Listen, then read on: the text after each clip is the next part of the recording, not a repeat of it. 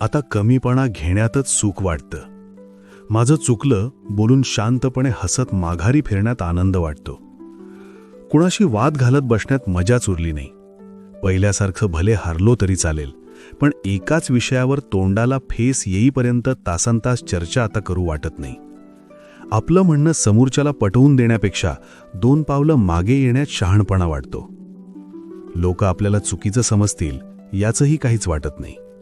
चूक बरोबरच्या पलीकडे पण एक जग असतं, जिथं फक्त शांतता असते.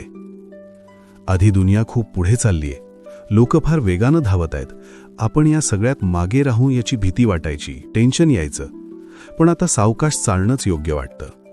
कदाचित दुनियेच्या मागे राहूनच दुनिया चांगल्या प्रकारे बघता येऊ शकते.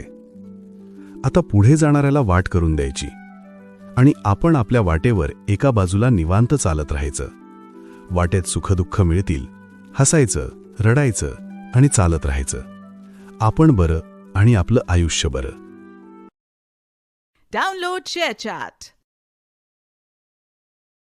Download ShareChat.